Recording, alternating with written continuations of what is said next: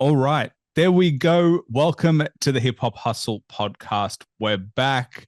We've got a fantastic artist, the one, the only Neena Brown. For those of you who haven't checked out her music, she most recently released the single "Tell Me" at the top of the year, and then you've got an album coming out that's coming this year at the end of May. So by the time this drops, or maybe it'll be around the drop of this podcast, it'll be out. So that is called uh, Everything That I've Prayed For. See, I wrote it down and I still couldn't even do it. I'm going to let you introduce it, but it's an absolute pleasure to have you on the show. Thank you. Thank you. I got my third album releasing on May 24th called Everything I Prayed For. You guys make sure to tune in. It's one of my favorite releases so far, so I'm excited for you guys to hear it. There you go. You said it way better than I ever could. It's always like, always come into this podcast and go, I'm going to do a great job of promoting the person I'm going to interview. And I never do a good job. It's like the one thing that I can never land and I don't know what it is. Oh man, no, I think you're doing pretty good. Well, thank you. I think I need to have you more on the show to just keep me like you're like bigging me up and keeping my confidence going, which I really appreciate. No, of course. Gotta keep encouraging people to do good and do what they're good at, right? Well, how do you keep the confidence to keep going? Because I think the music industry is one of those things where, like, it's tough. So how do Oh, you just keep like grinding and keep going? Like, hey, this is something I genuinely want to do. Because I look at it from the outside and I'm like, that looks hard. right. I mean, it definitely is hard to keep confident at times. I mean, growing up and just as a person, definitely deal with some internal issues that kind of come between that. But to stay confident, what really helps me is just making sure that I remember my goal, who I am, and what I'm doing it for. Like sometimes I might get nervous, but my nervousness is smaller than what's actually out there. Like there's a bigger goal out here. So what keeps me confident is my goal, my perseverance to being able to get to my goals, right? Yeah. See, that's like weird to me is like, because the goal gives you confidence. What is it about the goal? Because most people, well, a lot of people get confidence from achieving goals as opposed to just necessarily the goal itself. So, like, how does that work in your head of like, hey, the goal itself gives me confidence? The goal itself gives me confidence because I feel like it's a goal that always is everlasting. It's always growing. So I might be able to get to my goal here, but it doesn't end there. There's still more to go. So what keeps me going is just basically like the results that I actually want. So there's steps to get there. So what keeps me confident and keeps me going is being able to follow those steps and pushing myself in that direction. Because what's your next goal? My next goal is just to keep pushing music and gaining more fans. I want to connect with more people. I have my music is really like personal sometimes. So I want people to understand my music. I want people on my side. Like I want people to understand me and I want more people that have went through the similar situations I have to actually listen to the music. I want it to touch people's hearts. I want it to change people's lives. I don't want them to just say, "Hey, it's a good song," but I want them to actually feel something from it. Yeah. Is there a particular feeling you're going for or just feeling in general? Just feeling in general. I'm pretty emotional, so I feel all of the emotions from happy, sad, angry, and I try to go through a lot of emotional songs. I mean, I'm delving a lot more into more music in the future, but right now, like, yeah, that's what kind of is helping me get to my goals. Yeah. Well, hopefully you only feel the good emotions. Well, I shouldn't say good. Only feel the ones that help you feel good on this show.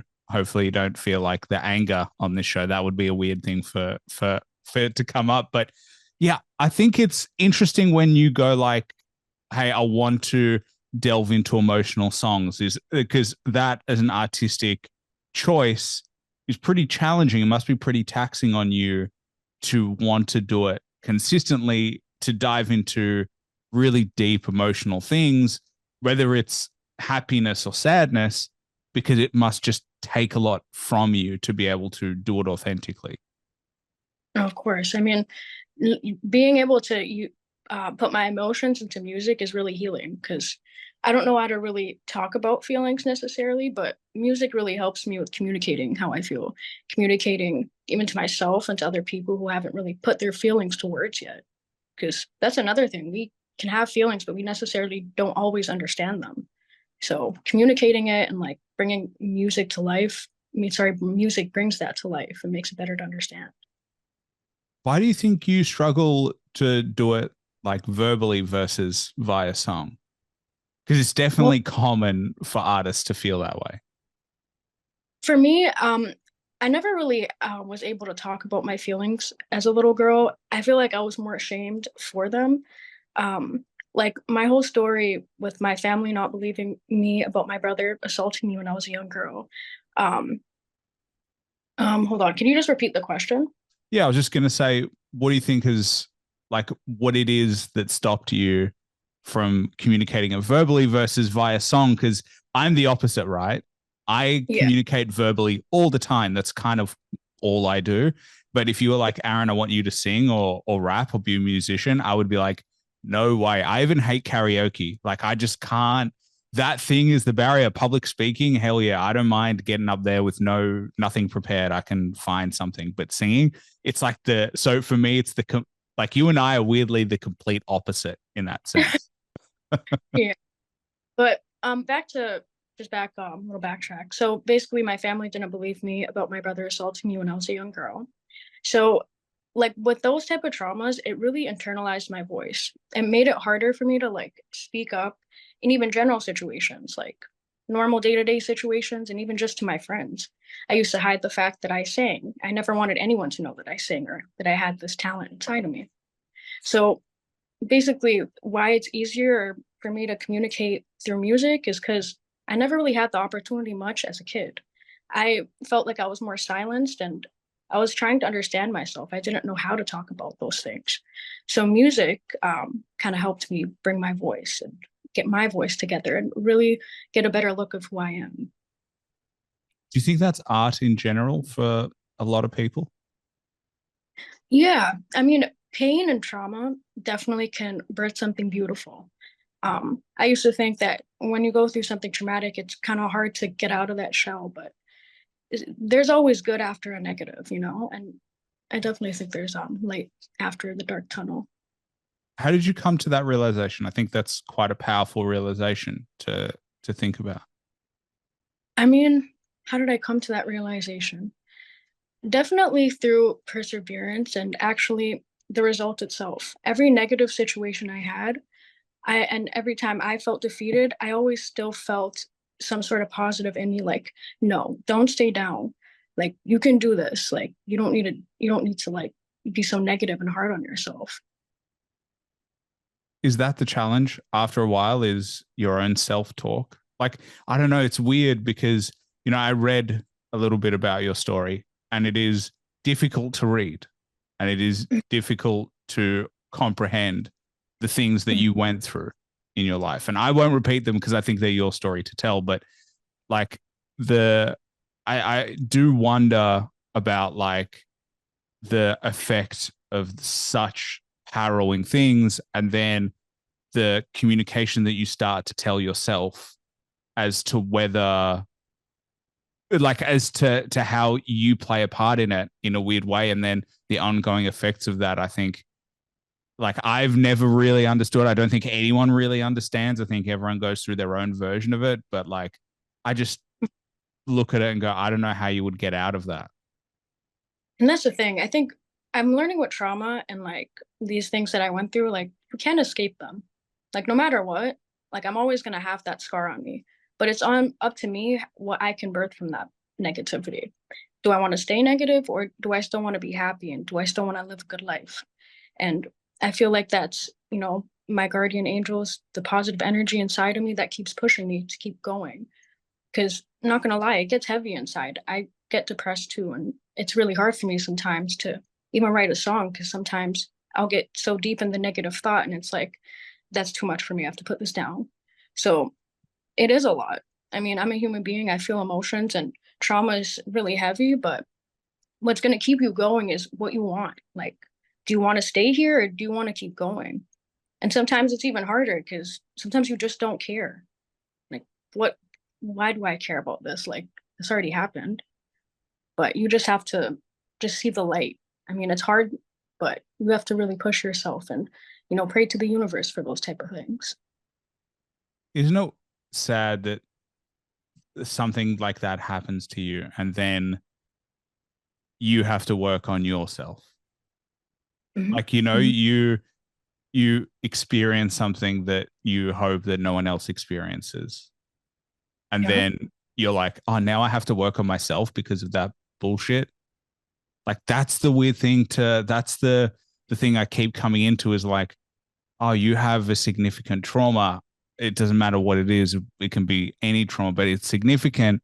And then all of a sudden you're like, oh no, now I have to work on myself way more. I have to really dig deep into like who I am as a person and see if I can resemble some sort of person that I want to be in the future. I think that has always been a challenge for me to like see how it's even close to being fair. Oh, definitely not fair. I mean, life is definitely not something that's fair that I've learned. Sometimes you might just always get the shit end of the stick because sometimes we don't live in a world where it's ruled all by good hearts. So it's just a matter of like staying strong and finding that strength regardless. Well, how do you make sure that you're not always on the end of the shit end of the stick? Because I think a lot of people feel like it. I feel like, that one bad thing happens after another. When it rains, it pours. It seems to all happen all at the same time, as opposed to like, okay, one bad thing happens and then you have a break and you have some really good periods, and then another bad thing happens, but then you have a break. They all seem to compile and be within such a short period of time that it's almost difficult to think that you deserve anything else. Hmm. It feels like you're almost in a cycle. I mean, like it's like sometimes you can choose the shit end of the stick through like just negative thought, and sometimes you can get the negative end of the stick through like who you have around you.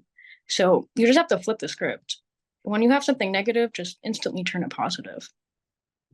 And that could just be from a thought, from a friend, from a song. Like it just comes from like your mentality and the energy you put out there. Well, the good thing is that you're putting out some great energy. Thank you, thank you. I'm you feel that energy.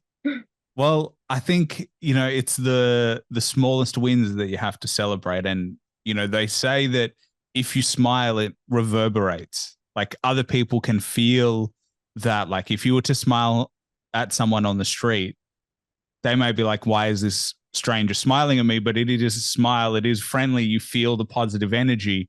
And then that energy does seem to just compound and become bigger. So I think like there's something really wholesome and helpful in that. Yeah, yeah. Positive energy takes you a long way. I mean, if you haven't like that's all you have at the end of the day. I mean, you don't want to rely on the negative, you have to rely on something positive, and you either find that within or around you. So you just got to keep going, and it's hard, but you just definitely got to find the strength. You can. It's doable for everyone. Yeah. I Mhm. think I think well, if people keep listening to you, they'll be able to make it out of it. Of course. I mean, I definitely want people to know that like I went through the worst parts of like mental health and like dropped weight, lost my appetite. I didn't even take care of myself, and I wasn't around anyone that could take care of me. I didn't even take care of me. So like it's literally pulling yourself out of like this negative mind state and just trying. And I mean, you might fail like several times. You might not get to the person you need to be several times, but the fact that you keep going and that you have belief in you that you can get better, like that's the very fact that will get you better. And so what gives you balance now? Because as I said at the beginning, music industry is not easy. It is stressful. How do you find balance like within your life to like overcome all those stresses? I mean, to be honest, I can't imagine what it's like to have an album coming out and the anxiety and then the like the pressure that seems to be coming out and you're waiting for it and just like you just it's like yeah, you just can't wait. I mean, you've announced your album drop, it's coming out and you must just be like it's so close but it's so far. Like how do you keep your life in balance? How do you keep yourself from just becoming a ball of anxiety?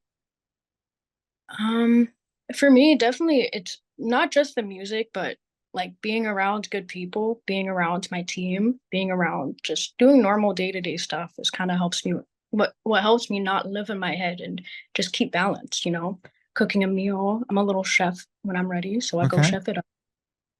Um, and you know, exercising, I work out, like just things that can get me out of my head and all I have to do is just think about that positive thing and not my negative thought. So I kind of just try to flip the script on myself.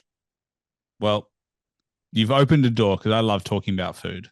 Um, Uh, what do you like to cook? well, I love cooking. I'm Caribbean. I'm West Indian. I'm Guyanese. So I love cooking.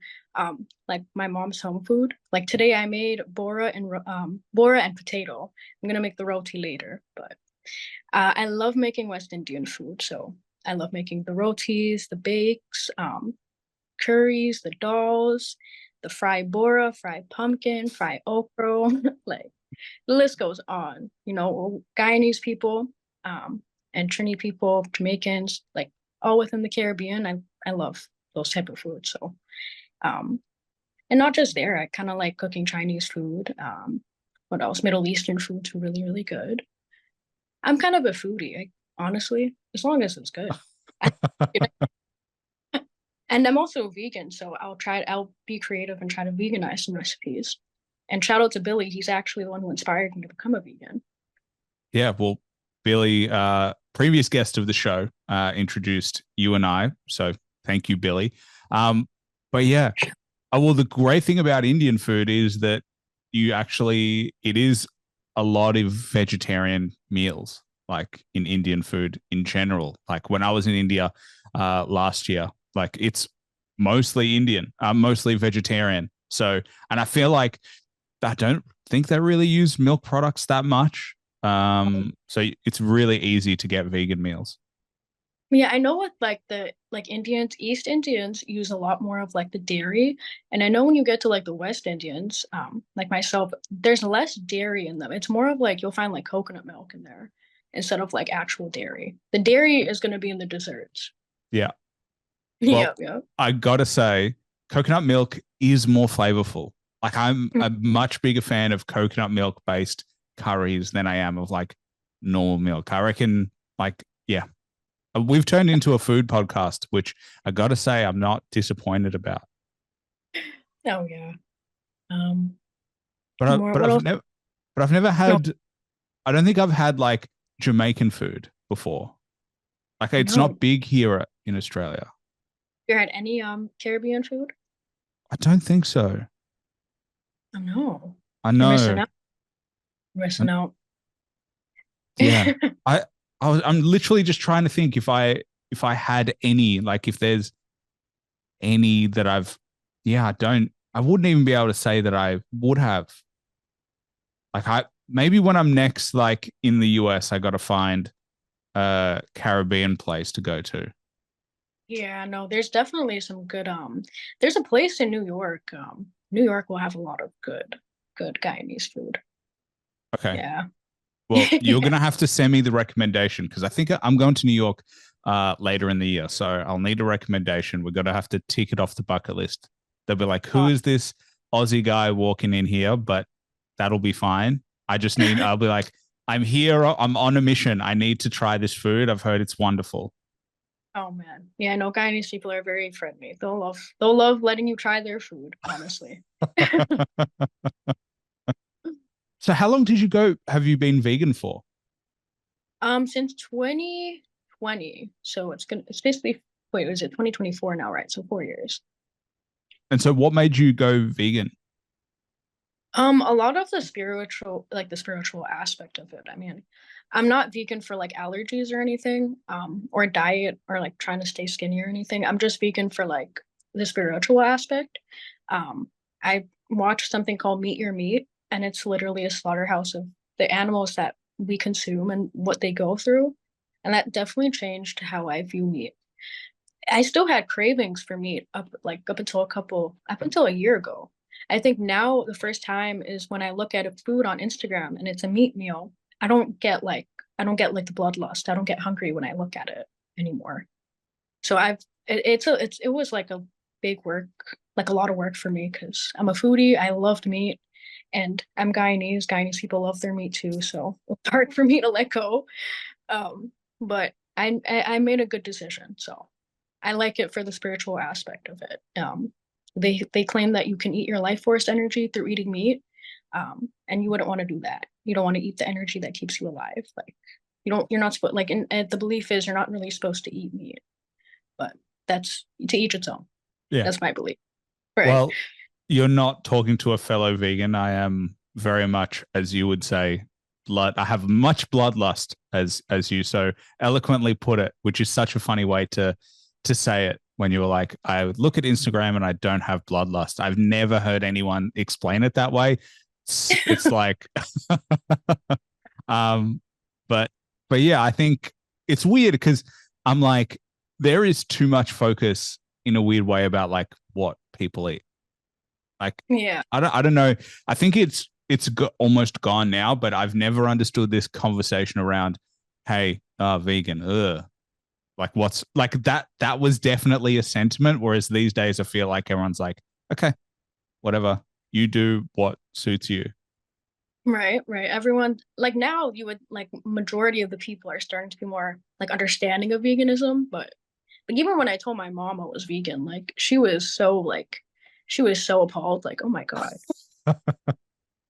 I'm like, no. I mean, I kind of explained it to her, but we just had our major differences. So she was very like religious kind of mentality, and I was kind of the one like I believe in religion to an extent, like, but I believe in more of the source of religion, if that makes sense. Can you explain that? Well, I feel like religion gets all of their understandings from a piece of the same pie. So we're all from the same energy, the same entity. So different people from different regions of the world had their understandings of it and made it into religion. So I just feel like religion is more of a perspective thing from different regions or different people in the world. Yeah, I don't know. Yeah. I think religion in general is strange and interesting, and yeah, I don't know. It's weird. I think there are so many religions in the world. It's like how did like I don't know. There's just an over history of humanity. There have been religions after religion after religion, like in societies that no longer exist. Like they've all had religions. So yeah, there is something to be said around like where it all comes from, whether it's like part of being human is that the spirituality piece is inherently within us all. Oh, it's definitely within us, the spiritual aspect of like of the religion and God. I definitely think it's within us. So I think like a lot of humanity tried to like understand it and it just made us just misunderstand God's true word. Like true religion and true God is understanding, it's love, it's being respectful, it's being truthful. It's not just going to a church and just going to the church. It's more than just that. I think those are my favorite people, the people who go to the church or go and pray religiously, but are awful people. Because I'm like, it makes no sense. I don't understand.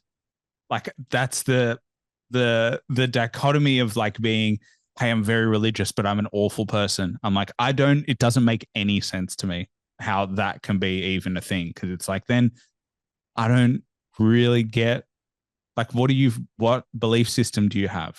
That's the thing that I don't understand. I'm just like, hey, it should be the opposite, which is it doesn't really matter what you believe, but as long as you're like a nice and decent person, that's all that really matters. It's really simple. Like you get what you give, and if you're good, good comes to you. If you're bad, bad comes to you. And it's really just as simple. You think positive, positive will come to you, and you do positive things, positive will come to you as well. So I feel like religion just kind of just is a way to control people. Um, but yeah, I feel like we just need to take what we can understand from religion and just apply it in a positive way. Yeah. I think it's difficult because the idea of religion versus the application of religion are different. And low key, I did not expect us to be talking about religion on this podcast. I don't know how Oh, we ended in this weird place, but I started with veganism, and I'm vegan because of spirituality. That's where Yeah. that came from. Well, I did definitely when you were talking about your mum's, reaction to your explanation, I was like, I would love to be a fly on the wall in that room as to like when you tell her and like how she's reacting. Cause I think the older generation almost look like they're like, what's happening? Like, do you need therapy? Like, it's what's going on? Like, when they're like, why are you doing something so extreme? Yes, they always jump to the therapy thing first, like, oh, you're mental, you're crazy. And it's really bad. In Guyanese families, like you instantly get written off as a crazy person. Like I'm a black sheep in my family because of what I stood for and because I was the only one that stood up for what was right. Meaning like I'm the only one that stood up to my mom, my dad, and told them like, hey, this and this happened to me, and I'm not accepting anything less than you guys understanding it. Like, and if I don't get that here, then I can't be here. And they just gave me an ultimatum. So honestly, like, yeah. Can you tell me about that? With my mom, my dad. So in 2019, when I got signed to certified, like I basically told my mom, like I'm professionally being signed to a contract. Oh, sorry, your audio just cut out. Oh, sorry. Can you hear me? The audio cut out.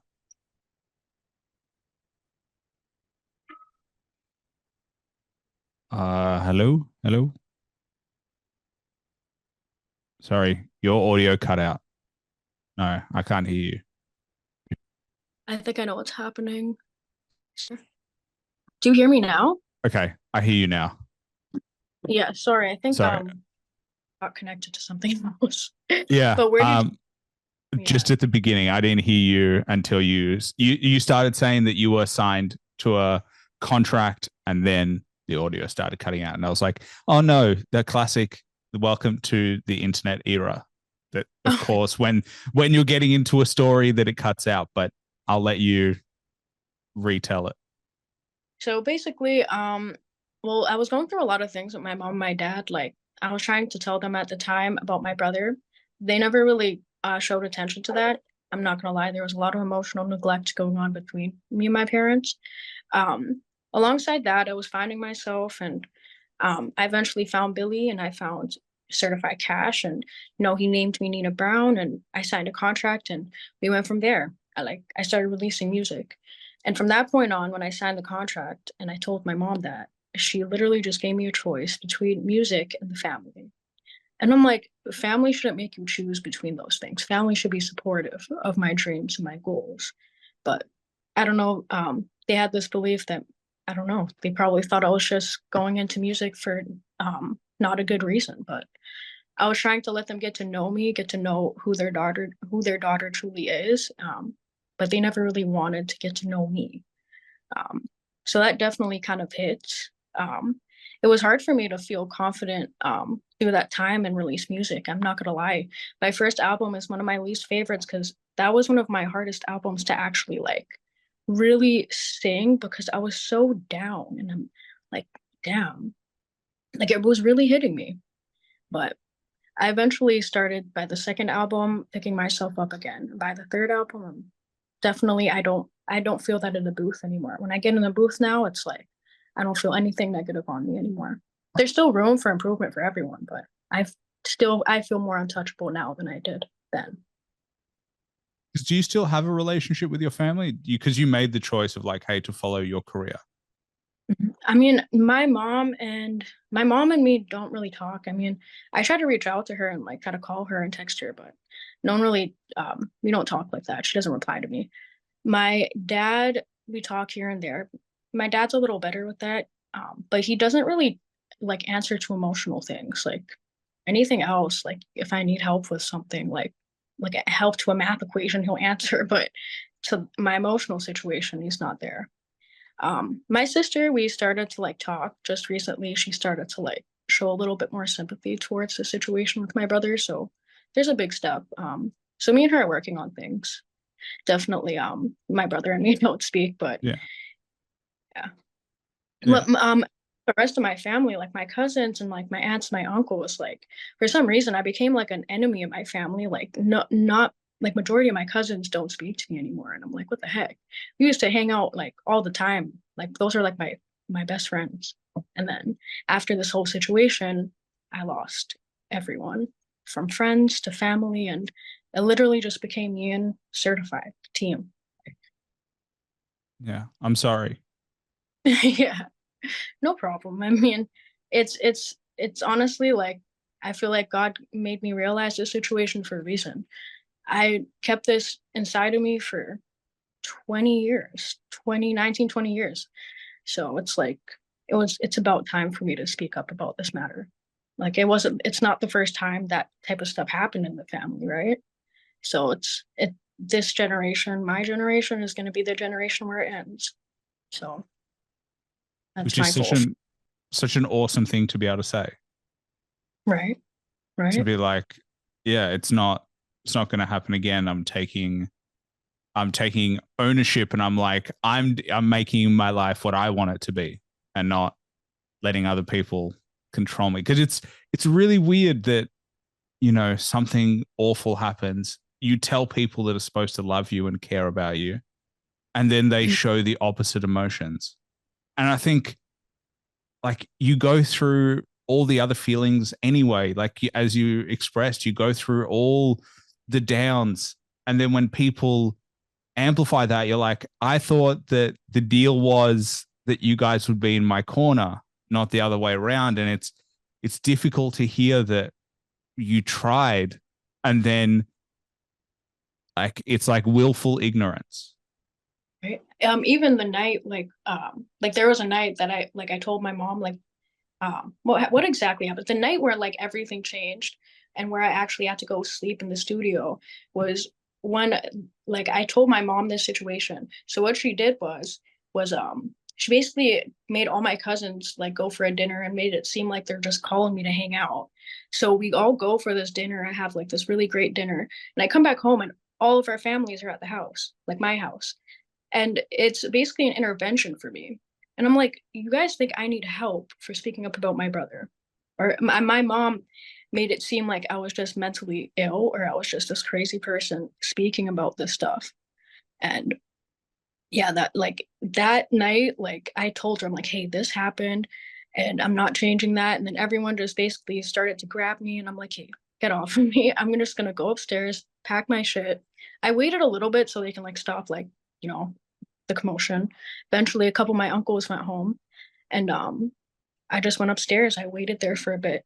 And my aunt, she came back in there. She's like, she's just trying to speak to me. I'm like, okay, I get them. I understand this is a hurtful situation, but imagine how hurtful it is for the fact that my mom and my dad aren't here to support me or haven't been here to support that part of the situation, you know.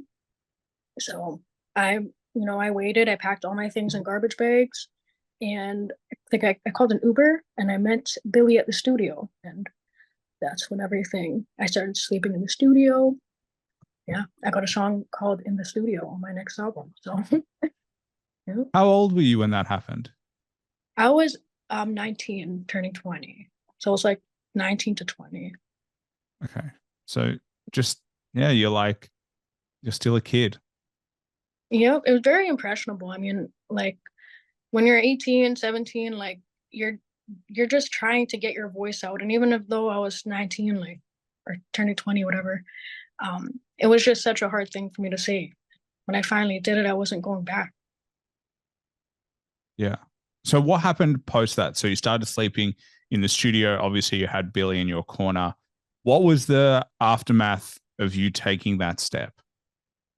Um, music. Music was the only thing that's gonna save my life. I mean, being able to get out there, being able to network myself, get everywhere I can, you know, that's the only thing that's really gonna help me get to the next step.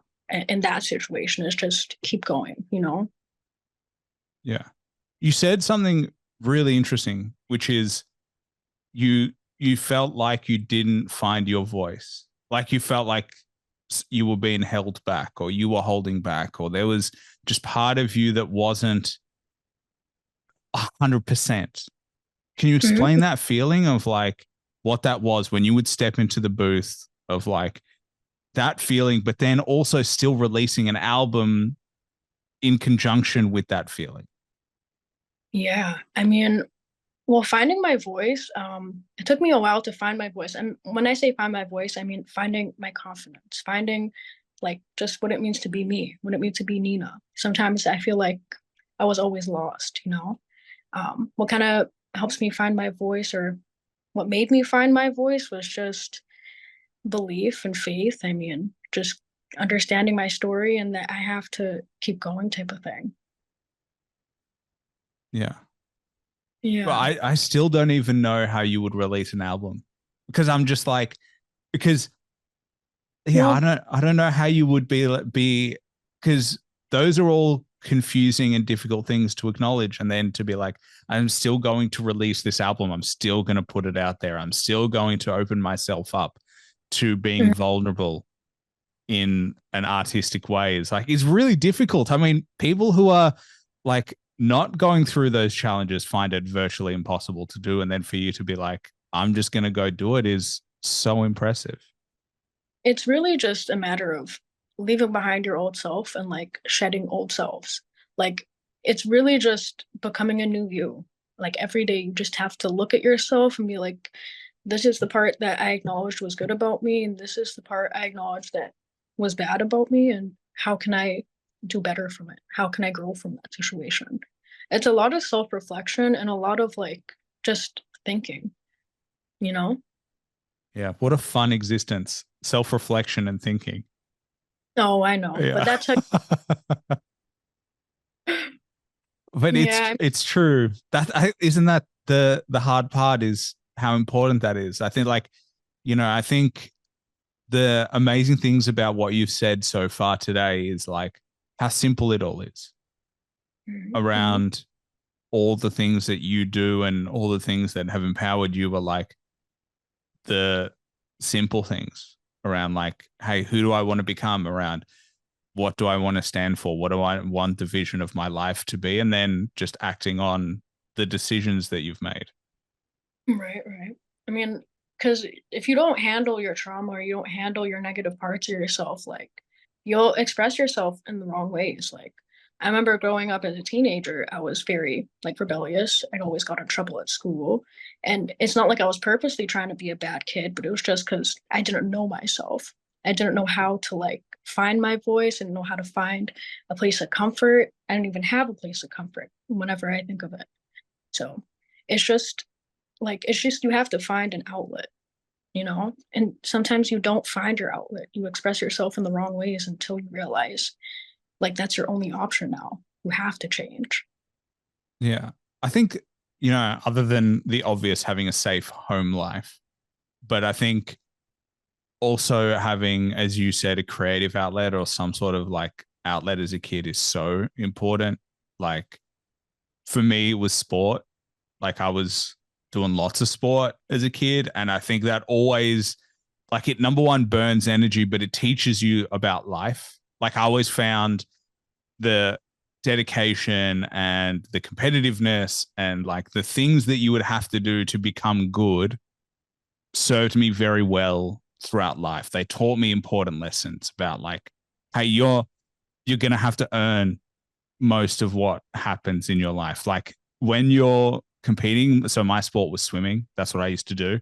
But like when you're standing on the blocks and like you're up against everybody else, that's it. That's the moment of truth. And there's nothing else other than the preparation that you did that will get you any further. And they may have out hustled you, outworked you. And those are all things that are difficult to come up against. But I think they served me well personally about like what's required to become better consistently.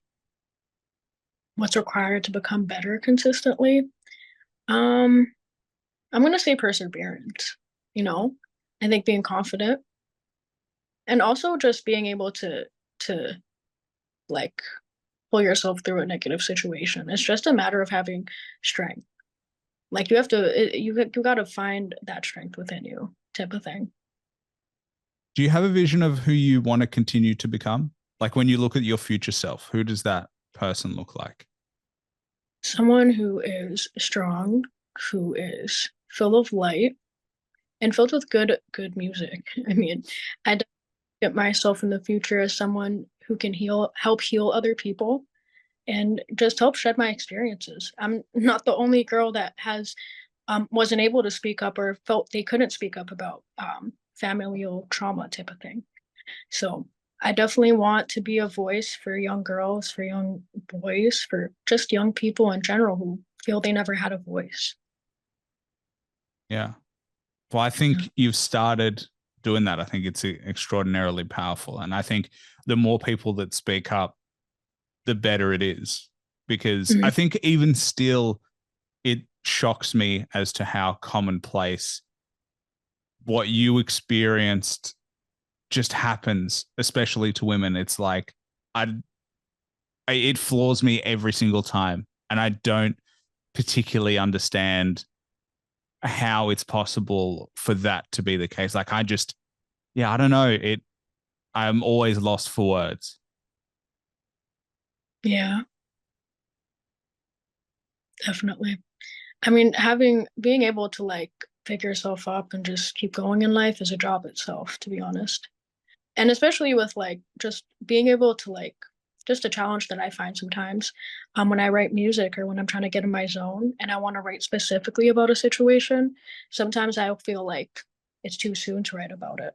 Like maybe I'm too emotional instead of writing about it, but that's actually the best time to write it. But I'm an emotional baby. To cry and then get back to my lyrics. Well, how do you perform them then? Because like you're in such an emotional place when you write it, and then you must be reading it, and you like must bring you back to that emotional place. Like I've always that's the other thing about like being a musician. It's not just in the booth and then you're done. You're like sick. I got that out. I'm done with that. You just You have to. you then perform, and it's on stage, and it's another level of vulnerability. That's true. I mean, with me, when I perform, I find that, um, like in front of a crowd, I'm not as nerve-wracking as if I am writing or singing that sad song alone.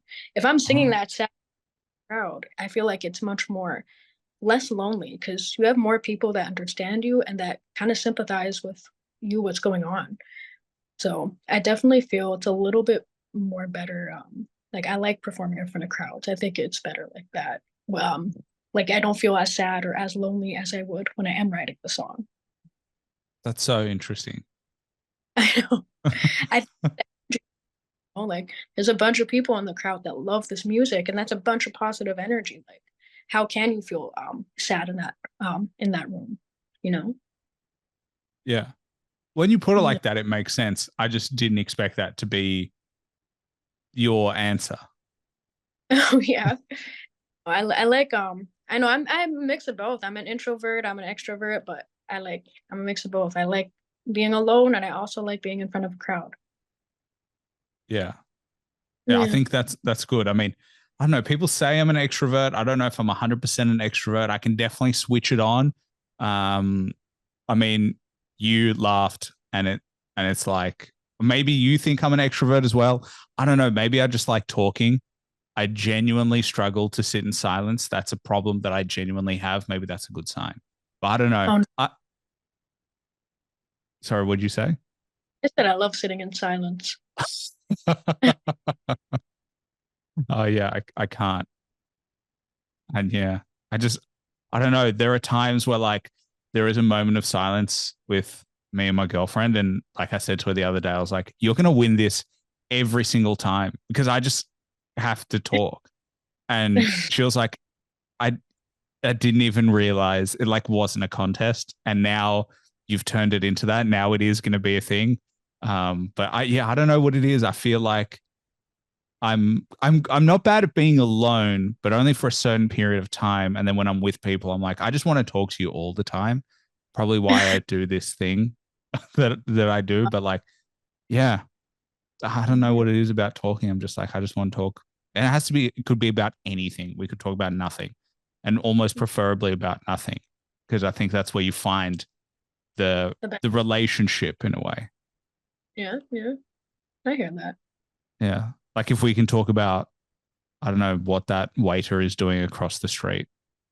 That's is Like what, yeah, random bullshit. That's what gets me going. no, I'm like that at times too. Like just like it's a vibe, you know? Yeah. Because I think it takes away from the seriousness of life sometimes. It's just to just talk about nonsense and just weird scenarios. Yeah, yeah. Yeah. Yeah. Yeah. I think, yeah, I wonder, I'm trying to wonder where you will end up as well. And I can't help but wonder that it will be a good place. No, And then no, I definitely think it'll be a good place. I mean, I have a lot planned for the future. I mean, more music. I definitely want to get some documentaries out there. Um, just some little, just more crafts for you guys, you know. It's all a work in progress. I'm not gonna reveal all of my sauce, but you're gonna see them. Definitely have a lot of things planned though. So, um, I just filmed my music video for one of my songs like the other day. Everything I prayed for, my intro in a park. It was fun. I mean, I have more videos that are going to be releasing. So I'm on the actual album drop day. I'm going to actually have a video dropping. So stay tuned. awesome. Awesome. That is so cool. How is it doing music videos? Because, they come out looking cool, but I always wonder about the reality of like, hey, we're in this random spot and it is, you It's know like what I mean? it's like okay, you ever seen America's Next Top Model and they like put the models in like the coldest area ever, or they put them in the most uncomfortable weather conditions? That's what videos are like in Canada. So you can be wanting to perform like a summer song and or like a song that's like just all white and you have all white snow, but you're not gonna wear all white snowsuits. You're gonna have to wear all white normal clothes. You're standing in the snow in the all white clothes. So honestly, like music videos are fun, but for me, what the downside is would be the weather. Like I hate standing in cold weather, and being in Canada, you're always going to be in like the cold unless you catch it on in the summer on a good day. But Canada, you just never know. Well, Videos are it just reminds me so much of like how America's Next Top Model was. Like that show was so big on like just putting models in like the weirdest conditions and the weirdest scenarios, and they just had to make it work. well, And it's kind it's of it's so funny. I don't even know how that show existed. The body shaming that happened in that show. Like if you were to look back on the way they spoke to like young women on that show, it was so mean. Like so oh, I mean. noticed how rude they were. What like I never noticed how rude they were. Oh, yeah, but they would tear them apart on Oh like no. the way they look and like their body angles. And like, oh, I just reckon it was brutal. Well, I know. I mean, the modeling industry isn't necessarily like the easiest on your self-esteem or your body image or as a woman. Even as a man too, like men go through those things as well. Well, I think it's because they don't really give a shit about you as an individual. They're like, look at this vessel, and that's all that matters. I think it, They look at it, yeah, yeah. you. You just wear clothes or wear whatever. You're just like a skin suit, and it doesn't really matter the thoughts behind that. Mm-hmm, mm-hmm. Definitely. Definitely. But yeah, the music videos is one of these things where I'm just like, I wonder how much it took to make any music videos. Have you ever wondered about doing music videos inside if you get so cold? Oh yeah, definitely. Like I film music videos inside. Like I filmed Bankroll inside of a vault. I filmed Tell Me inside of a roller skating arena. Medicine inside of an acupuncture hospital. So there's a lot of places I filmed inside. But there's a lot like I want to do like outdoorsy videos like on a beach, but Canada is not the place yet. But I mean, videos are always fun though. It's always an experience. You always learn new things. And it's just you just got to be comfortable wherever you are. I mean, you're just ready to like perform your song, even if it's like in the middle of an intersection. Because how do you go about like organizing something like that? Do you speak to people or like, in a public area, or do you just in a public area, do you just like bring cameras and you're like, fuck it, we're just gonna do it? Um, We There's a mix of both. Like our team would sometimes like just show up to the location and we'll just do it. But then if we notice it's kind of like a location where there's people there and it's a little bit more different, like we definitely have to like I know someone will talk to them. Like you don't just show up sometimes. Sometimes I'll go see my manager talking to people. I'm like, oh, that's why it's really important to talk to people before you get to locations. it would be so funny if you went to the acupuncture hospital and you were like, we're here. No warning. We're just going to start filming. So good luck. That would be crazy. Oh my God. I wish it would be times for videos, but yeah, I not all the think it time. would go pretty viral if you just started rocking up to inappropriate places and start filming. Oh no, I definitely think it would. That's so outrageous. I mean, like just showing up to random places, random schools. That's a thought. I Yeah. mean, If anyone listens to this and gets that idea, I deserve a cut because it's my idea. You heard it here first. So if I start seeing it happen, I'm going to come asking for a check. right? All you. Yeah. Right. Yeah. Yeah. You can give me credit for dumb ideas. That's what I'll take credit for. I feel like that's a good thing to be known for is just random stupid stuff that comes at it. I don't know. I feel like sometimes there's a pressure to feel like you always speak intelligently. And as the longer I've done this podcast, the more I've realized that pressure doesn't exist and that all you have to do is just talk and then whatever happens, happens. Yeah, yeah. I hear Yeah. that. Yeah. Yeah. But when you talk as much as I do, it's impossible to retain some sort of maintenance of really intellectual thought all the time. So, Yeah. Yeah. so you're like, now that you've said that, I'm gonna try and be. You can be the smart one, and I'll be the one who just says all the random shit. I think that's a good combo for like a podcast. Call it the nonsense podcast. Yeah. Oh, yeah. That'd be good. That would be good. Where we just the only rule of the show would be we can't talk about anything serious. We can Mm. only talk about random shit. Pull names out of a hat. Yeah. Well, something I did wonder the other day was like, how did red plastic cups become such a thing? Oh, parties. But why red ones? Because I feel like if you got blue ones, everyone would be like, "What the hell is this?" I feel like it depends on your color preference. I mean, red is like a really vibrant color. Blue is more cool, like if you're just vibing. I'm vibing too, but I don't know. It's a color preference. I think some colors give off different type of moods, you know? What's your favorite color? I don't have a favorite color. I think I like purple. Okay. I've actually been thinking about how I like purple more than I care to admit for some reason. Purple. Purple. What I energy do you get from purple? what energy? I get like I get cooling I get cool energy. I feel neutral energy. Just chill energy. Not like a party vibe, not like any type of those vibes, just a chill vibe. Okay. So it means you'll What? have to get purple more in your life. Oh yeah. Yeah. I even try to have purple lights, purple lipstick.